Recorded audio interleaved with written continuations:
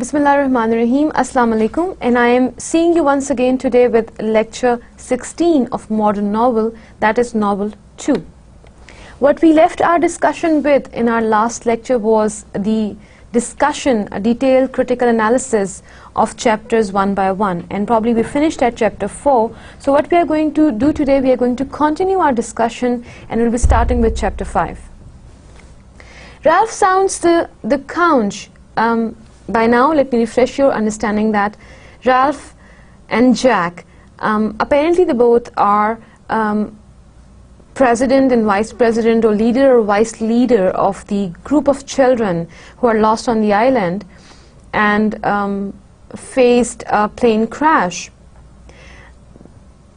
However, after some time, Ralph and Jack make two separate groups, and they are showing two separate kind of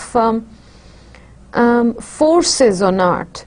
That is what William Golding is trying to convey to us. So Ralph and Jack both are very important character, and we also understand the role of significance of conch shell that is used as a microphone to throw your voice to distance. So in chapter 5, what is happening that Ralph sounds the conch shell, and the boys gather for an assembly, for a meeting once again, and a serious meeting takes place.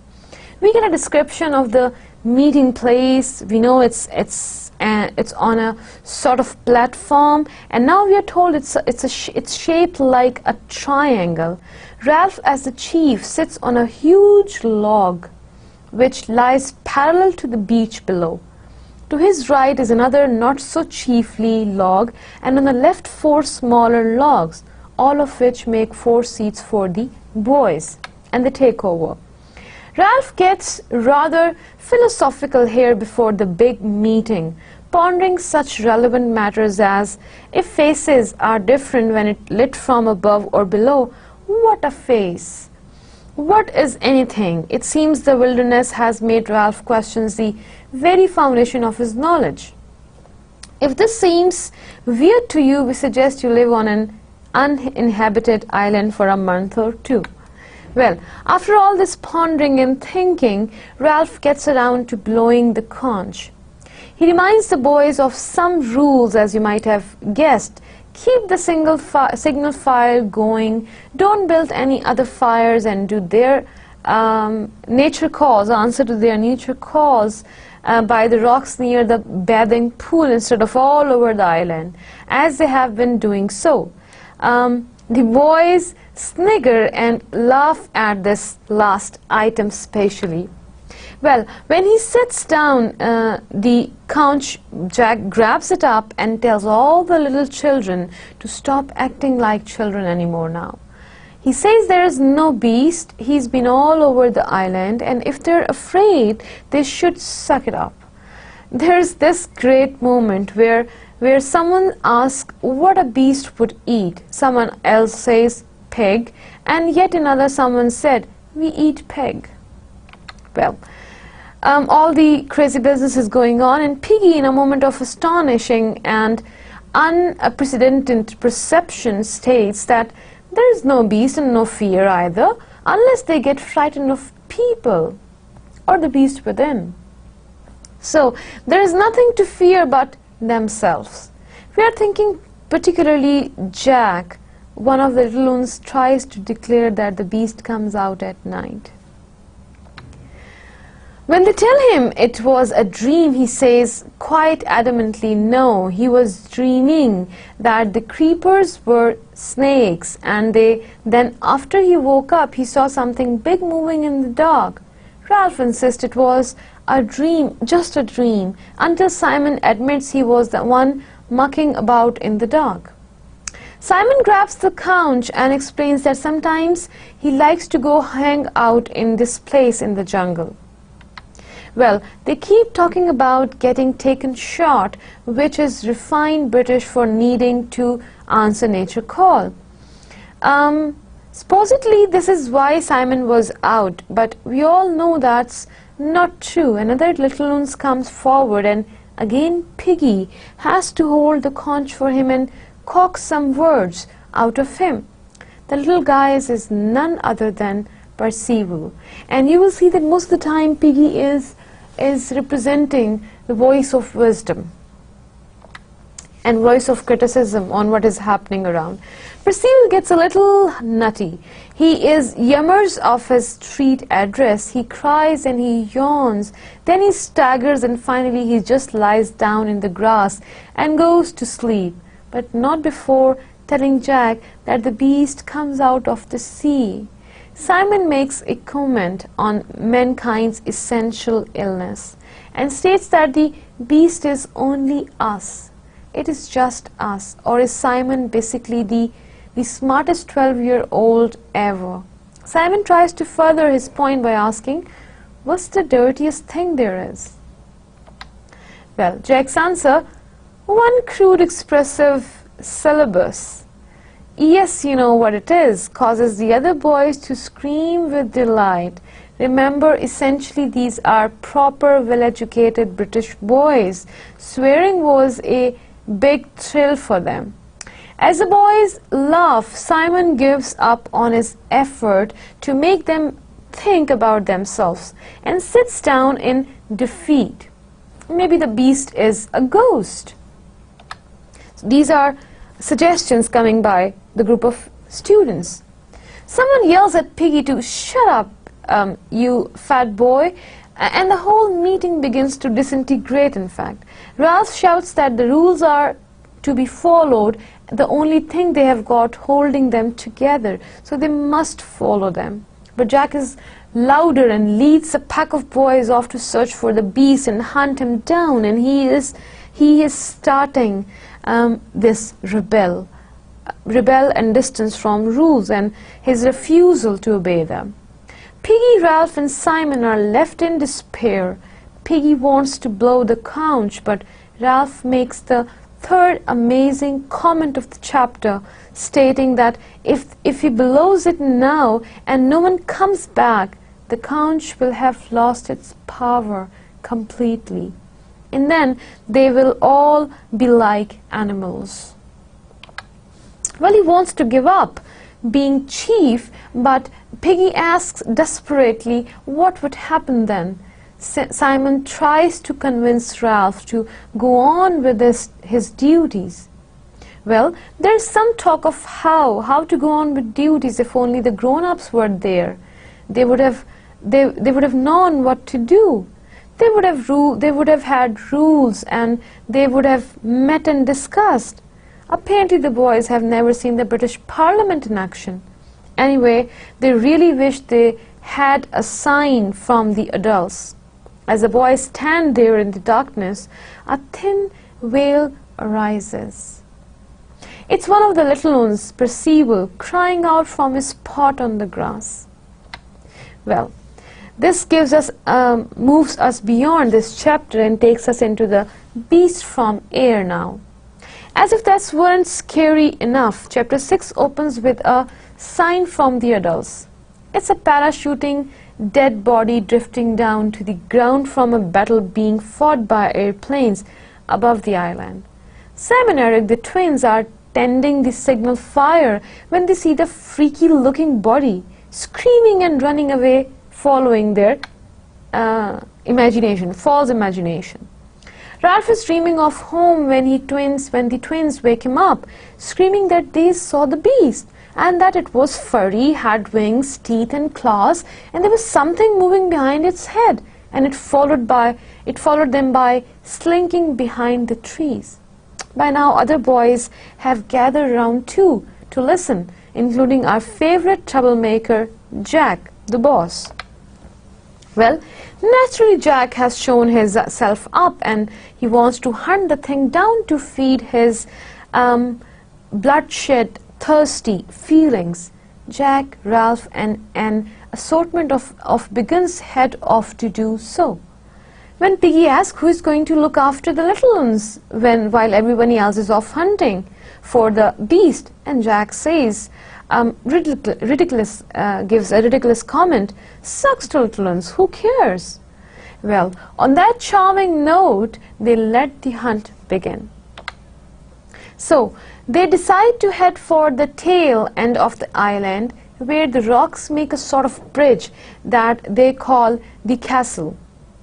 Simon is doubtful that there is really a beast. He imagines a picture of a human, at once heroic and sick. When they get to the rocks, Ralph declares that since he's chief, he'll look for the beast.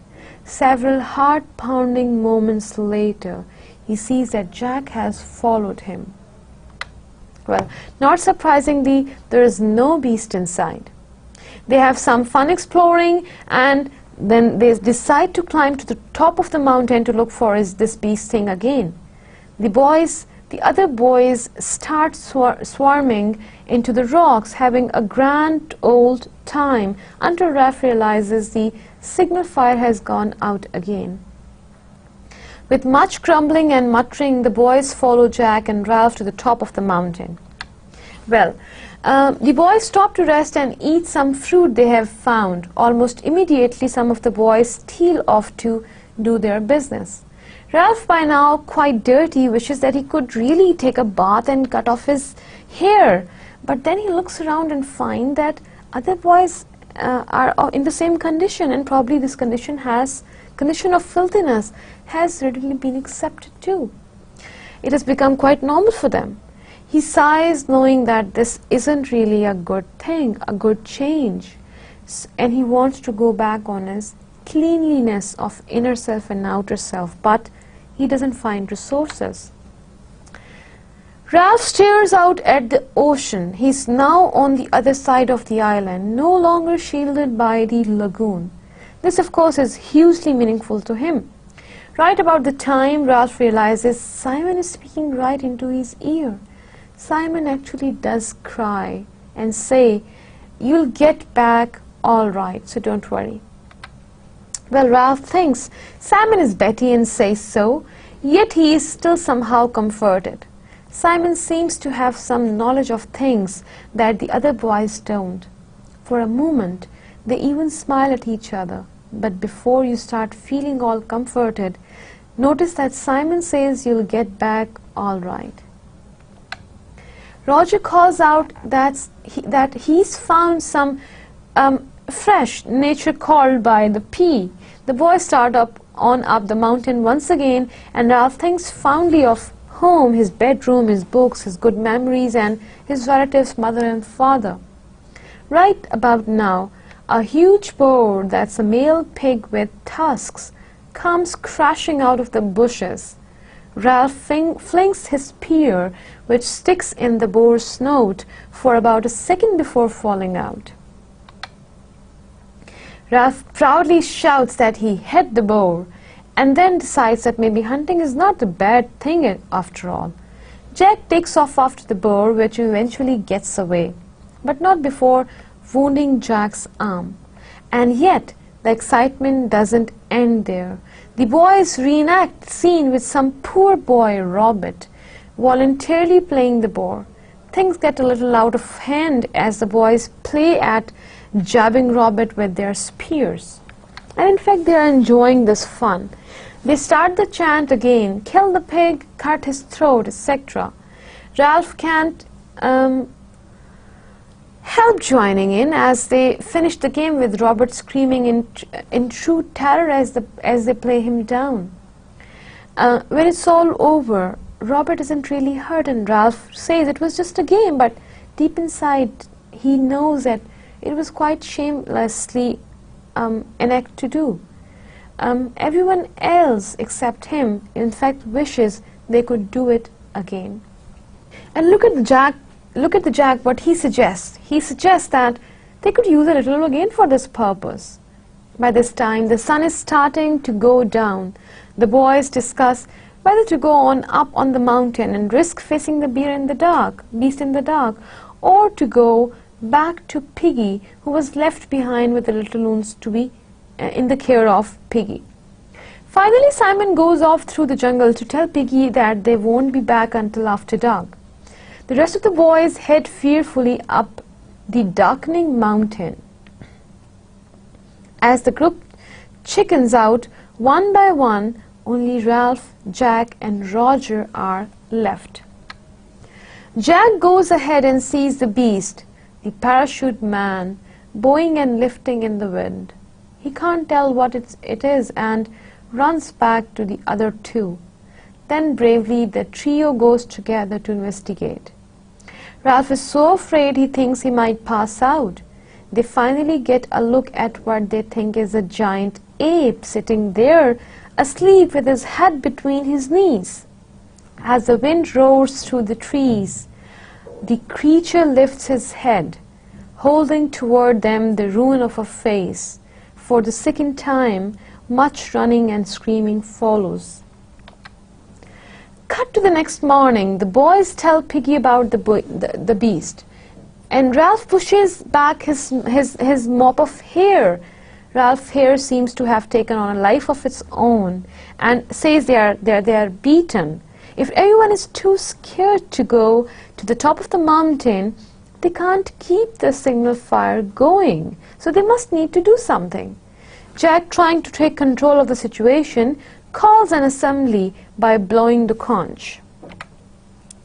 So now what is happening, that he tells the group about the beast and then argues that Ralph shouldn't be chief because he likes Piggy, he doesn't hunt, and he was scared on the mountain. So he has apparently no quality that makes him chief anymore.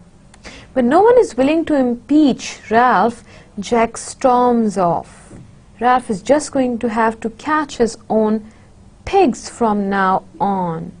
But before his grand exit, Jack invites everyone who wants to come with him and join his pack. No one knows quite what to do, but Ralph says Jack will come back once it gets dark. Piggy is not happy with this beast situation, since he can no longer convince himself it's all been imagined. Meanwhile, Simon says that they should go up on the mountain and face the beast, because it's not like they have anything else to do. No one agrees with Simon. Piggy finally comes up with a brilliant idea to build a new signal fire down by the beach instead of depending on the one up on the mountain. The boys do so. Piggy wants to run experiments to see which of the green leaves make the most smoke when they burn.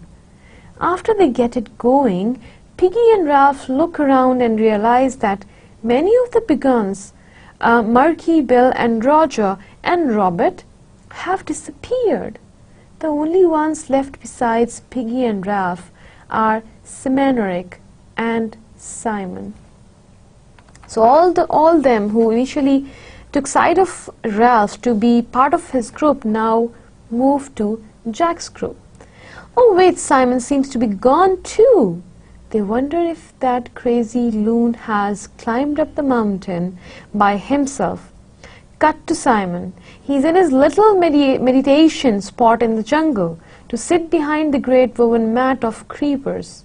Meanwhile, far off along the beach, Jack and his band of brothers make pig-killing plans. They decide that if they leave part of the pig for the beast won't bother them. You know, like an offering or sacrifice. Conveniently, they find a bunch of sleeping pigs. They set their sights on the biggest, fattest mother pig, who is adorably nursing a row of piglets. What follows is a bloody and horrific scene in which the boys drive their knives into the screaming pig. The boys stare at the dead mother pig. What now? They laugh and rub her blood over their faces, obviously. So in order to now cook the pig, once it's down, they are going to need fire, which they'll steal from Ralph's group later on, because fire can only be lit by the help of spectacles that are owned by Piggy, and Piggy is part of Ralph's group. Jack tells Roger to sharpen a stick at both ends. Then he bends over the pig with his knife and cuts off her head.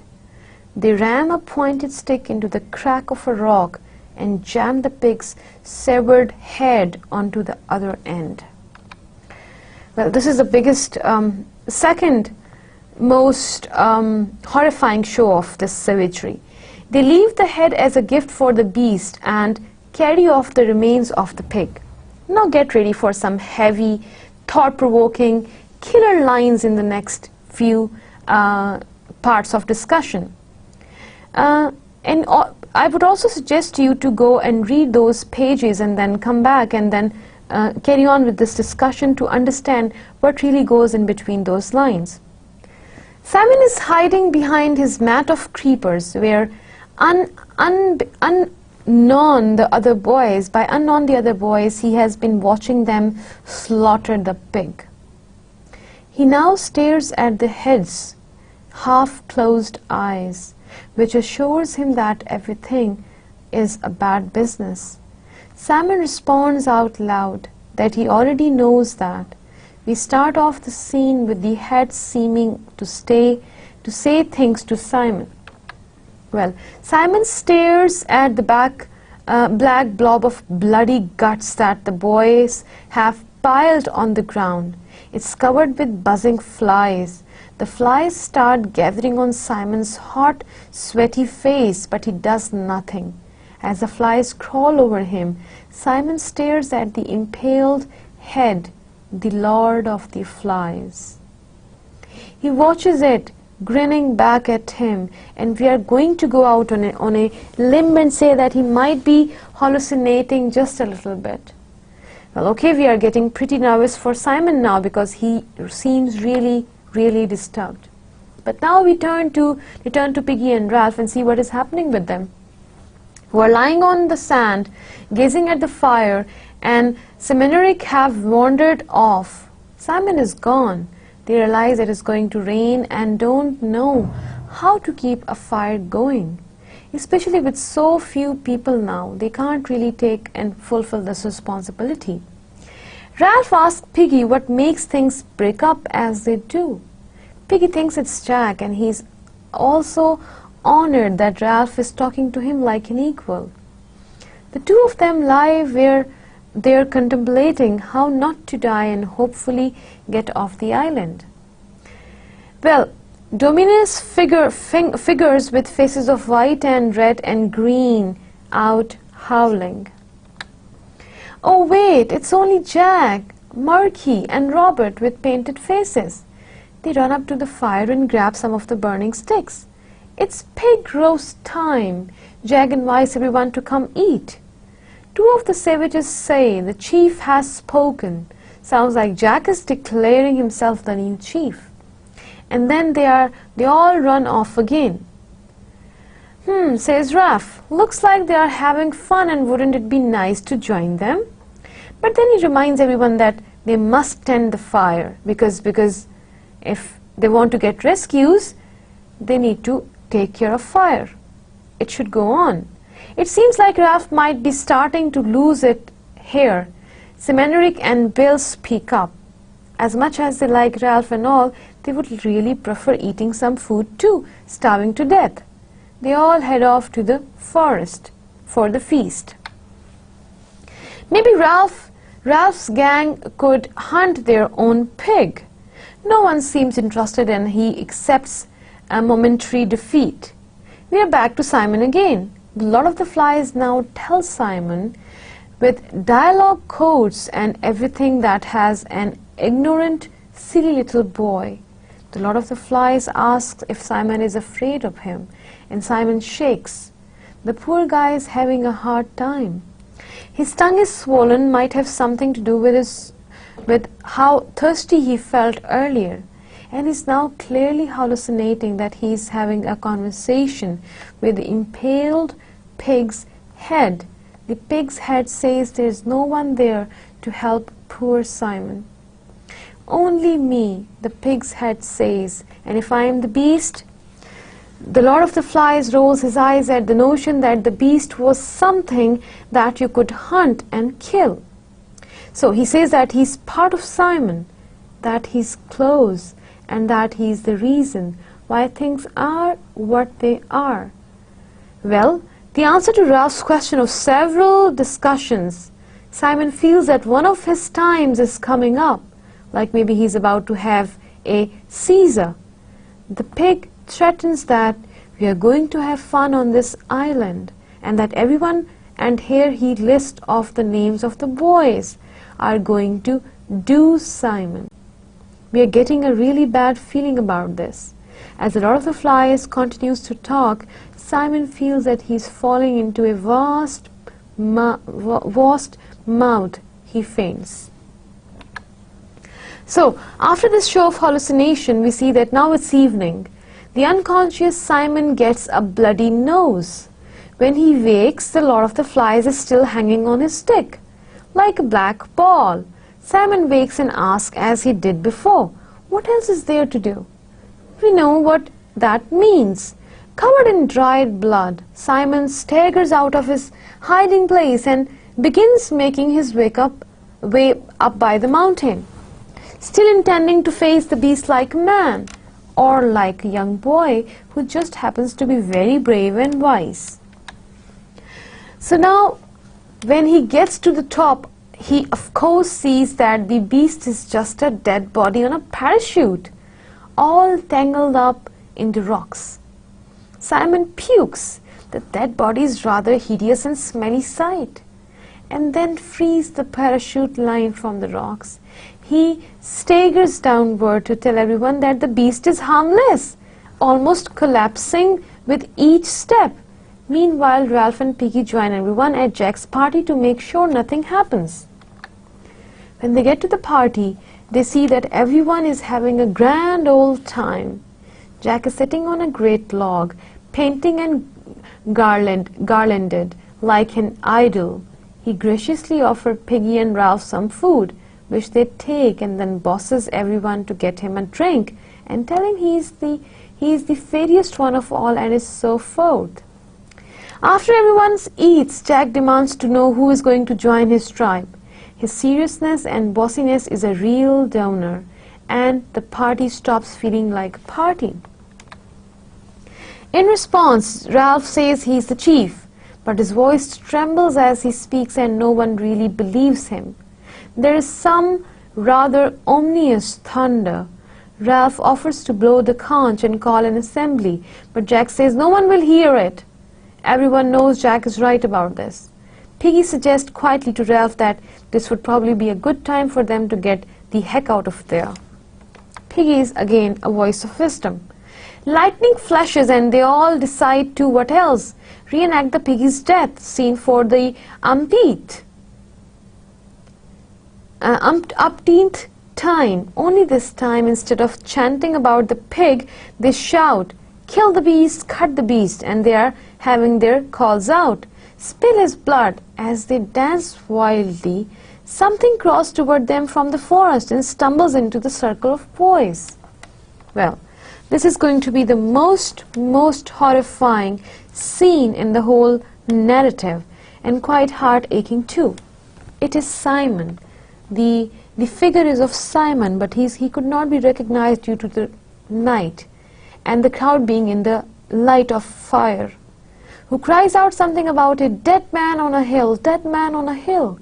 The boys, who are in some kind of a flurry of wild chanting and bloodlust, aren't really in a listening kind of mood. In fact, they decide that Simon is that beast they have been waiting for. Pouncing on him, they scream, strike, bite and tear. There were no words and no movements but the tearing of teeth and claws. Rain pours down suddenly and the boys straggle away, leaving the pitiful heap that is Simon lying in the drift, his blood staining the sand. And they killed the Simon. The boy, the brave voice, rather the brave eyes. As the wind blows, it picks up the other beast, the dead man in the parachute, and carries him out to sea.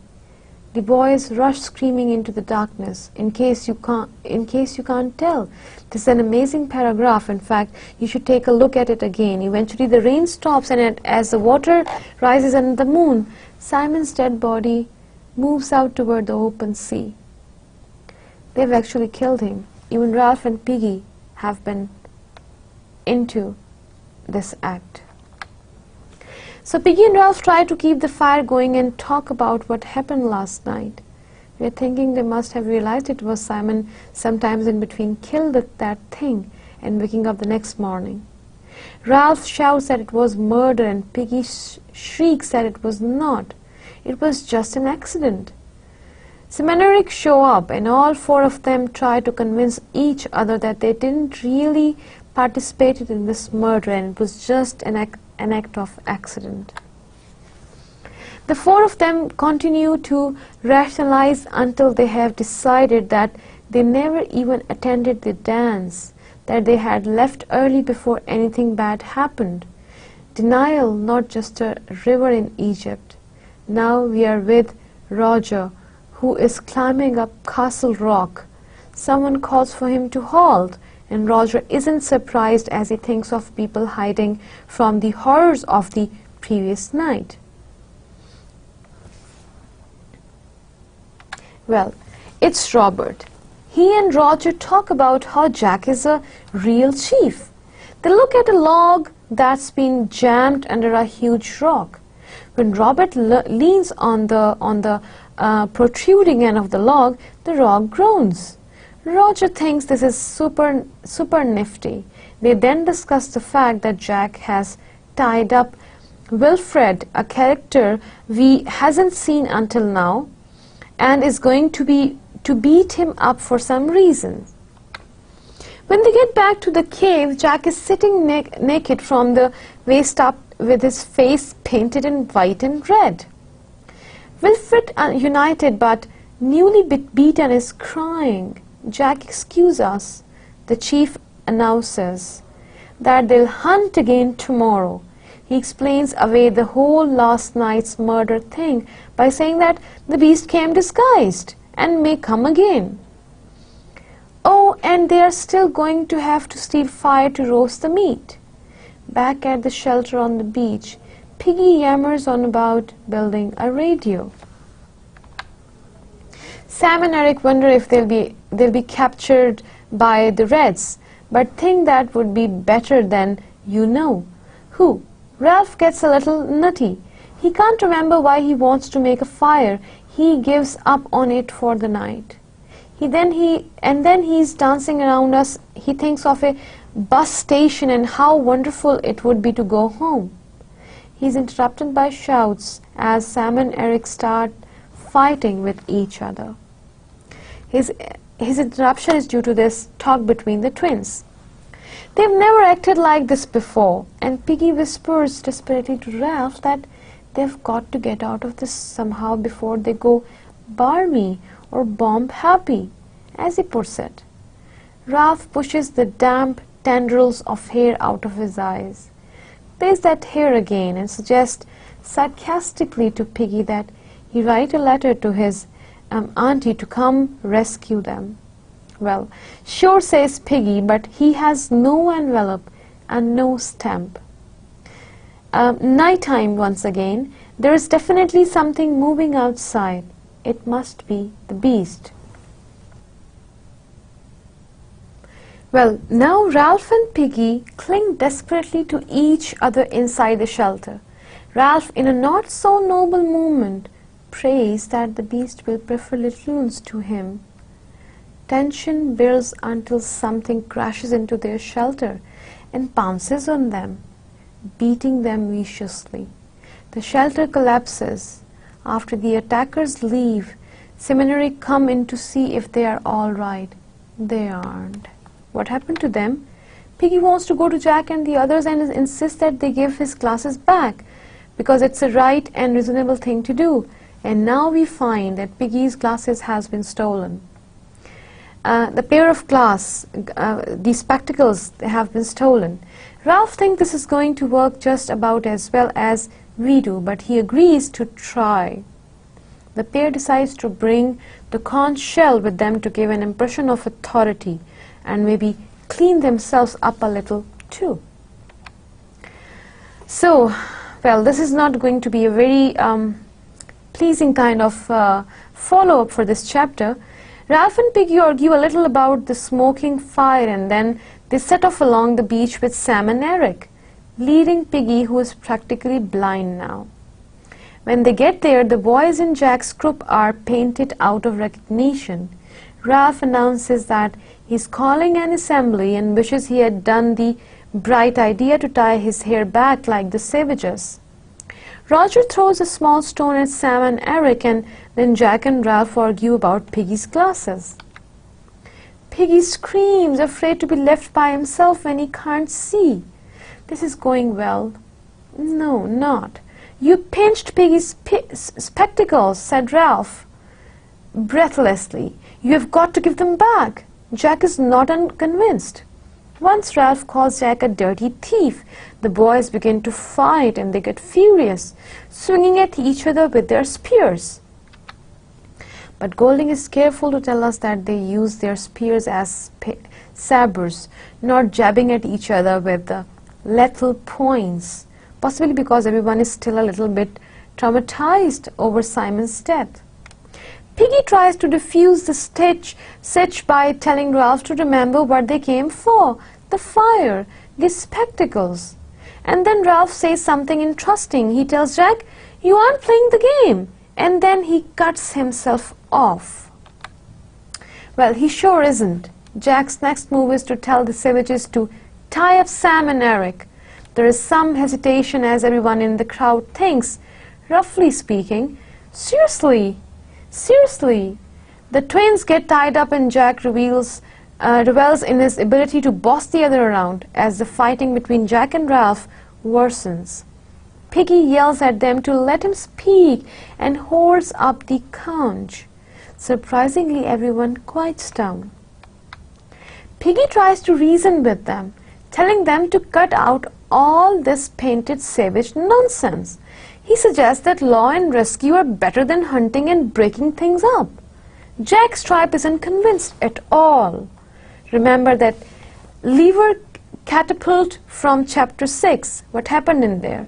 High above them on the cliff, Roger leans on the lever with a sense of delirious abandonment. Piggy is still holding the conch when the boulder strikes him and a big rock comes on Piggy's head. The conch shatters into thousands of pieces, and same happens with Piggy too, and he falls 40 feet toward the sea. And it's the second murder in the story.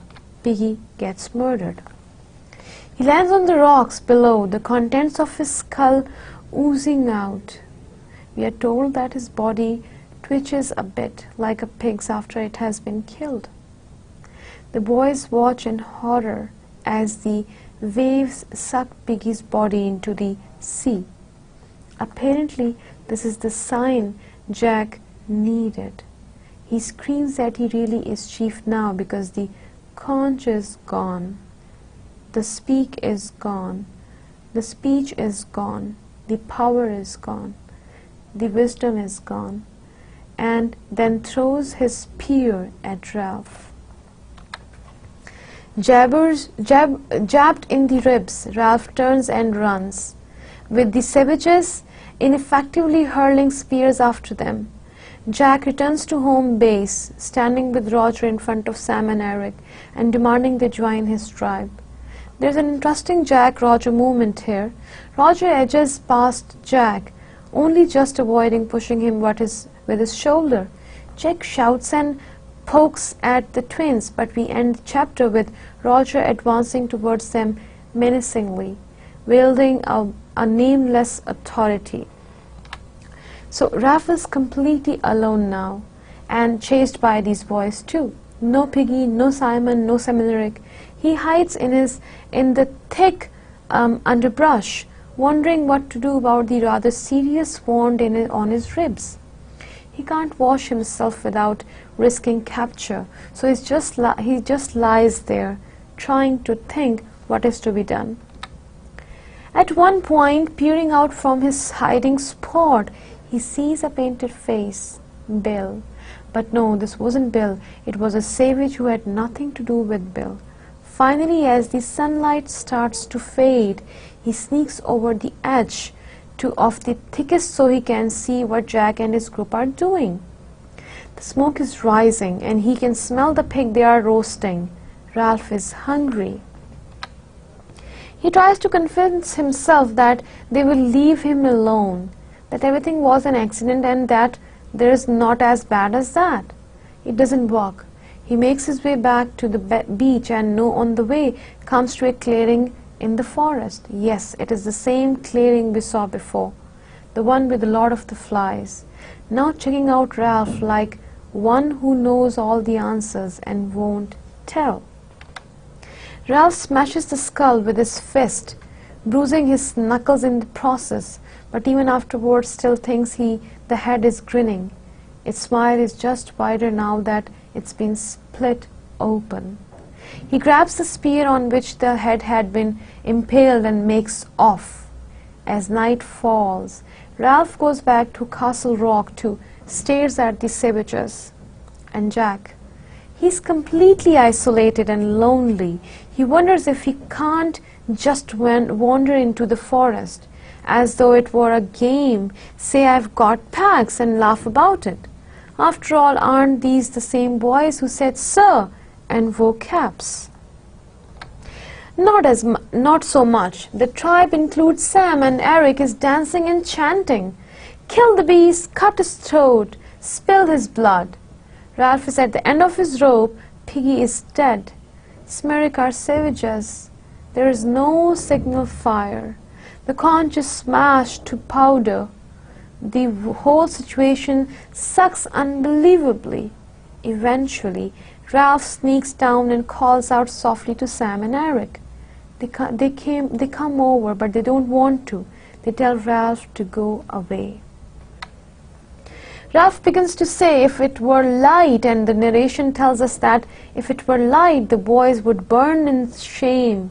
Sam and Eric say they hurt us and reveal that Jack is planning to hunt him tomorrow, starting early in the morning, and by hunt they mean kill. Well, Ralph begs them to come with him, but they are obviously too scared to do that. Roger and the chief are both terrors. But Roger what? We don't find out, but we are guessing it's pretty bad. Also bad, Jack has sharpened a stick on both ends. Weird hearing footsteps approaching. Smerick quickly hand Ralph a hunk of meat and then run off.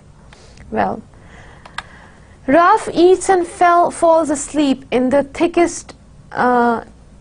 area near the camp, still wondering what this sharpened stick business means. Do you get it? It means Ralph is going to get a little lot of the flies treatment too. Well, when he wakes up, he realizes that Jack is just feet away, right outside the thickest area where he's hiding. Ralph gets ready to fight and sees the boys throwing great rocks. Well, towards the dense thickest part of the jungle. The red rocks go past him and roll towards the sea. That doesn't work. So the boy tried to smoke him out with a fire, and a big part of forest is set on fire. Ralph worms his way back through the thickest, away from the smoke and toward the forest. A small savage is waiting for him as he emerges, but the poor little guy is rubbing the smoke out of his eyes. No time for sympathy. Ralph stabs the little boy and runs away. Now what? Climb a tree. Just keep running. Sit down and cry. Piggy was the brains of this operation. Finally, Ralph decides to hide again, lunging into the deepest tangle of creepers he can find. Well, as he lies there, he realizes the fire that the savages set to smoke him out has spread away, spreading across the jungle, once again much like wildfire. While under the vines, Ralph suddenly sees the legs of a savage moving towards him. The savage is holding a stick too, sharpened on both ends. Well, done. Ralph tells himself not to scream and tries to hold still when the savage's face peers underneath the vines. Ralph screams and plunges out. Snarling and bloody, he swings at the savage until the guy falls, but there are others coming too. Well, this is probably the final sequence of the final part of the sequence and finals of the falling action. He runs away as a spear flies past him. What follows is one of the best heart-pounding chase scene ever, as Ralph runs desperately through the forest trying to evade the savages. He hears them all crushing through the underbrush as they give chase. Ralph stumbles over a root and falls, root of a tree, just as he sees one of their shelters burst into flame. As he rolls down the hills, he realizes he's close to the water's edge. Well, this is it. Ralph covers himself with his arm and cries for mercy because he has no way to go now. He's left with no option. He's all alone, chased by a group of wild and savage children. When he finally opens his eyes and staggers to his feet, he's starting up at a white-topped cap with a gold anchor on the brim. Wow, a naval officer. They are both pretty surprised to see each other. Behind him, Ralph can see a ship in the water, its bows hauled up and held by 2 ratings, and in the stern sheets another rating, a submachine gun. The officer says, "Hello," and Ralph suddenly realizes how filthy he is. Any adults on the island? Nope, just a semicircle of boys, their bodies streaked with colored clay, sharp sticks in their hands. Well, the officer assumes they have been playing a game and asks jokingly if anyone was killed. Ralph answers, "Only 2," and makes it clear the bodies are gone. The officer finally catches on that he is serious and finally catches on that. He whistles softly. The whole island is shundering with flame, and other boys appear coming out of the jungle, brown and with distended bellies. Little Percival comes running. He tries to start his incantation, name and address which comforted him so much before, but he can't remember it anymore. The officer asks, "Who's boss?" and Ralph says loudly, "I am." Jack starts to protest but thinks better of it. Remember how he was described as a freaky pointed idol. Now he's just a little boy who wore the remains of a black cap on his red hair. Well, instead of Ralph's precious signal fire, it is the smoke that Jack created in an attempt to kill Ralph that the rescuers saw. The adult gives them a little lecture, saying that a group of British boys should have put up a better show than this. Ralph tries to explain that it was good at first, and the officer nods, adding that it was like the Coral Island, another book about boys stranded on an island. Now that he's finished running for his life, Ralph has time to think about what's happened. He begins to cry, sobbing for the first time about the end of innocence, the darkness of man's heart, and the fall through the air of the true wise friend called Piggy. The officer is a little embarrassed and turns away to give the boys time to pull themselves together because he couldn't see them crying, letting his eyes rest on the trim cruiser in the distance. Oh, and that trim cruiser is involved in an equally violent and bloody war, so maybe that officer shouldn't be giving anyone any lectures. So, this was all. Today we have finished the detailed discussion based on the story, and we have tried to discuss all the tiniest and little aspects we could gather from the story and from the narrative to understand each aspect of it in detail and to comprehend all the details. Well, I hope that by giving it a reading yourself and by going through these two lectures in detail, you would be able to understand the story clearly by now. And today we have finished the chapter critical analysis chapter by chapter, and inshallah this was all for today's lecture. I will see you tomorrow. I will see you in the next lecture with the discussion on themes, motives and symbols. See you next time in lecture 17. Allah Hafiz.